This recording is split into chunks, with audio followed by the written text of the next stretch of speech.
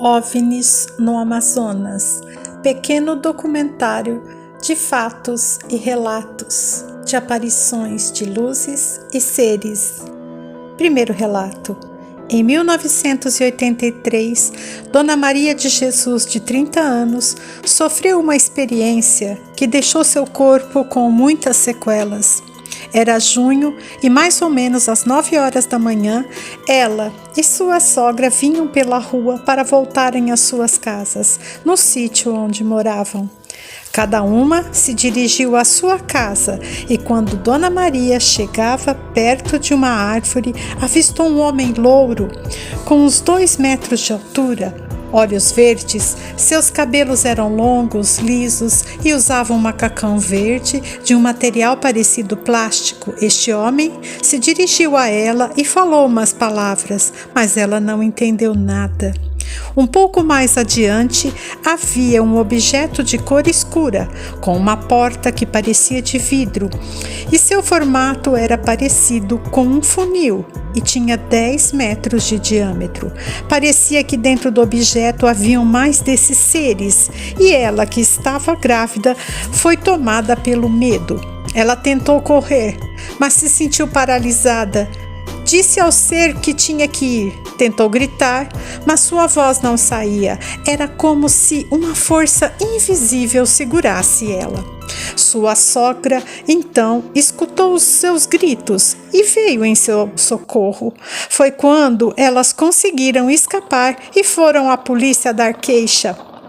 Lá a polícia disse que também outras pessoas viram esse ser e ao verificar o local a polícia se deparou com marcas no solo, tipo de aterrissagem, mato queimado. Após esse fato, Dona Maria passou a ter fortes hemorragias, náuseas, vômitos, febre e alucinações, que até hoje ela diz que esse ser aparece em sua mente, manda mensagens telepáticas. Outro relato. 10 anos depois, em setembro de 1993, numa localidade chamada Laguinhos, onde mora Sebastião Souza, ele conta que em uma época de seca do rio, e sua família passando muita fome pela falta dos peixes, ele mesmo assim pensou em lançar a rede de pesca para ver se conseguia alguma coisa. Então, ele saiu com seus 2 filhos e deixou sua esposa com uma arma, uma espingarda calibre 12, porque era muito perigoso ficar sozinha. Era noite, por volta de 11 horas, quando ela percebeu que alguém forçava a porta da frente. Perguntou quem era e ninguém respondeu. Foi quando ela viu por cima das telhas uma luz intensa de cor azul que atravessava o telhado. Com muito medo, ela saiu por trás da casa e, como eram palafitas, ela se rastejou e ficou por baixo da casa, onde ela pôde ver que alguém estava passando ali. Então, com muito medo, atirou, atingindo na altura próxima do estômago a criatura. Então, aquela luz voltou e a atingiu em sua perna e também no braço esquerdo, deixando uma espécie de queimadura. Ela conseguiu retornar para dentro da casa e notou que alguém socorria o ser que estava ferido e que não parecia humano. A luz, então, sumiu. Com o disparo, Sebastião volta correndo para casa e, ao chegar perto da porta, entra em desespero porque havia sangue por todo o chão. Quando ele entrou em casa, viu que a esposa estava apenas com escoriações e que o sangue não era dela. Nessa mesma noite, o padre da localidade de Boa Vista, que foi convidado a celebrar uma missa por ali, após a missa, quando estava no barco, na volta, ele e as pessoas com ele no céu viram um objeto luminoso em forma de bacia, como se fossem uma bacia em cima da outra, a menos de 30 metros da embarcação. O objeto não fazia ruído, só emitia luzes e depois saiu em alta velocidade. O caso da Fazenda Picanso. Durante décadas, esse caso até hoje não foi decifrado como um fenômeno paranormal ou mesmo ufológico. Esses relatos foram baseados nas pesquisas do portal Fenômeno e do ufólogo da época, Manuel Gilson Mitoso. Essa fazenda ou sítio fica na BR-174, que passa por Manaus. E na época, a propriedade tinha 60 hectares, com criação de gados, cavalos, e os relatos são contados pelo ex-dono das terras, Raimundo Picanso, filho, que sempre morou nessa região. Ele é produtor rural, jornalista e especialista em editoria rural e agrônomo, portanto, uma pessoa muito esclarecida.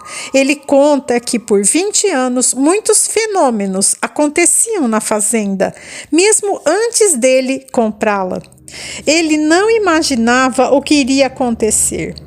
Antes de alguns pesquisadores e ufólogos irem até lá, os fenômenos eram dados como sobrenaturais, espíritos, porque as pessoas viam seres durante a noite que pareciam pessoas que apareciam e desapareciam. Eles então achavam que eram fantasmas, porque às vezes os pelos do corpo de quem estava na fazenda eram eriçados com arrepios e também estavam acostumados já a ouvirem zumbidos, os relógios paravam de funcionar e os aparelhos eletrônicos, como televisores, rádios, ficavam com chiados e interferências durante horas e horas. Com o passar do tempo, começaram a perceber que os fenômenos eram de fora da Terra. Quem conta um relato é o ex-dono da fazenda, que em festas de final de ano, quando todos iam se recolher, um objeto ou ser muito estranho foi visto no céu. Era um humanoide, parecido com um grande morcego. Seria o Homem-Mariposa? Que voou bem baixo sobre uma das casas por uns segundos. Pouco antes desse ser aparecer, uma grande queda de energia houve na propriedade. Outro relato é de um objeto enorme, como se fossem duas bacias, que teria emergido de um lago próximo e subiu bem rápido. 7 meses após Raimundo Picanso adquirir a propriedade, ele conta que começaram a contar a ele que estranhos acontecimentos já haviam ocorrido durante uma viagem que ele fez. E um funcionário que também chamava-se Raimundo conta que Pedro, outro peão da fazenda, foi encontrado às 2h30 da madrugada na porteira, passando mal e falando coisas estranhas. Dias depois, ele conta que uma forte luz, um forte clarão no céu, pairava sobre os barracões. Esse objeto era ovalado, com mais de 45 metros de comprimento, com luzes laranja e vermelha. Em um momento, a luz ficou intensa e assustou os animais. Quando Pedro tentou atirar na luz, no objeto, seus membros ficaram paralisados. Nem os olhos mexiam. Queria gritar, correr, mas não conseguia se mexer. Depois disso, Pedro pediu demissão. Um ano mais tarde, outro funcionário viu o mesmo objeto, que estava a 3 metros sobre as árvores, e conseguiu ver muito bem. Passado meses, essa luz voltou. E um funcionário entra gritando, desesperado, chamando por eles, pelos colegas, para verem a famosa luz descrita pelo Pedro. Essa foi a primeira vez que Raimundo viu a nave. Mas havia também luzes menores ao redor da nave e 8 pessoas relataram que viram de perto o ocorrido. Aí viram que não se tratava de mentiras. Ele entrou em contato com o CONAR, mas não deram a importância ao caso. Foram meio arrogantes e nem ligaram. Raimundo, então, convidou repórteres e pesquisadores para fazerem vigílias no local.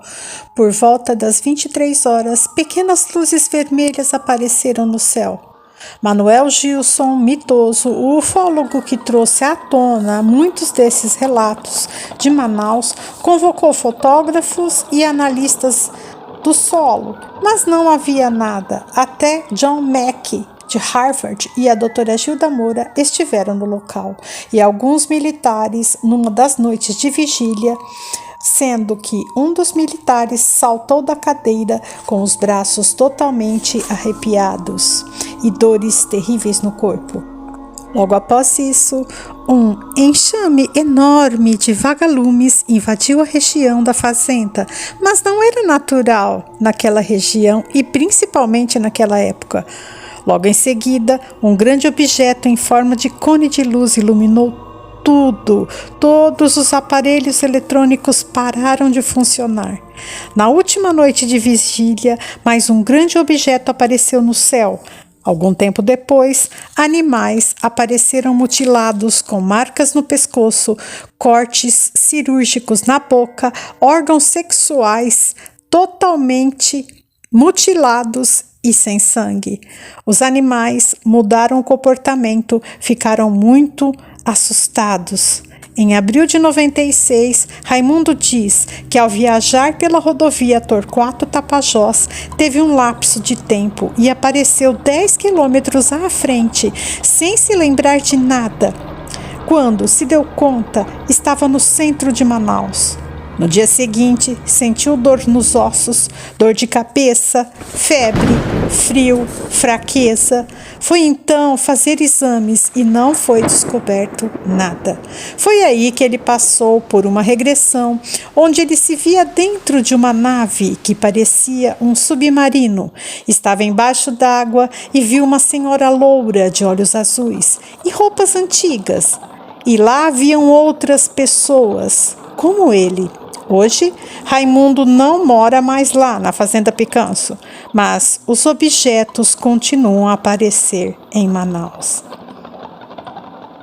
E você, o que achou?